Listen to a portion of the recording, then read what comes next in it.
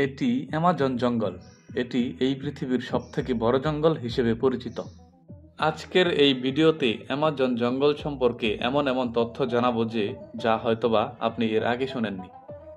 এই অ্যামাজন জঙ্গল এতটাই বড় যে আপনাকে এর ভেতরে ছেড়ে দিলে বের হতে প্রায় 472 দিন সময় লেগে যেতে পারে। আর আপনার এই দীর্ঘ চলার পথে মোকাবেলা করতে হতে পারে ভয়ঙ্কর সব প্রাণীর সাথে।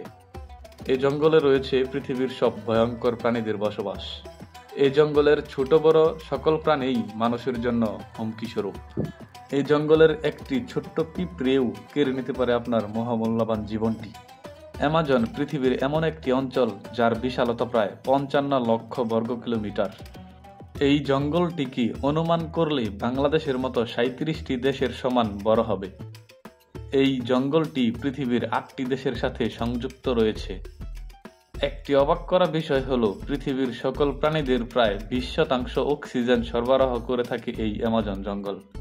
অ্যামাজন জঙ্গলকে বলা হয় রেইন ফরেস্ট, কারণ এমন কোনো সপ্তাহ নেই যে এই জঙ্গলে বৃষ্টিপাত হয় না। আর এই জঙ্গলের ঘনত্ব এতটাই যে বৃষ্টির পানি মাটিতে পড়তে প্রায় 10 মিনিট সময় লেগে যায়।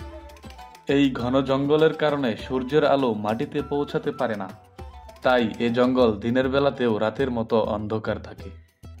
এই জঙ্গলে রয়েছে 40,000 প্রজাতির গাছপালা, 13,000 প্রজাতির পাখি, 2200 প্রজাতির মাছ সহ 380 প্রজাতির নাম না জানা ভয়ঙ্কর সব প্রাণী। এছাড়াও রয়েছে 25,000-এরও বেশি পোকামাকড়, যা মারাত্মক রকমের বিষাক্ত।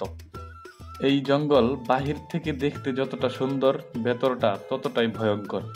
এই জঙ্গলে রয়েছে পৃথিবীর সবথেকে হিংস্র ও বিষাক্ত সাপ গ্রিন অ্যানাকোন্ডা। এই সাপ 33 ফিট লম্বা ও 250 কেজি পর্যন্ত ওজনের হয়ে থাকে। এই সাপের একটি ভয়ঙ্কর বৈশিষ্ট্য হচ্ছে সে তার নিজের থেকেও বড় প্রাণী নিমিষেই জ্যান্ত গিলে ফেলতে পারে।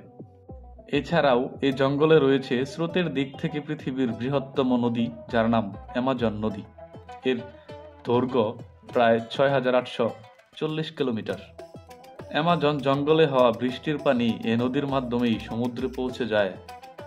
বিজ্ঞানীদের কাছ থেকে শোনা যায় এ নদীতে 2800 বছর ধরে এক ধরনের ইলেকট্রিক মাছ বসবাস করে, যার নাম ইলেকট্রিক ইল।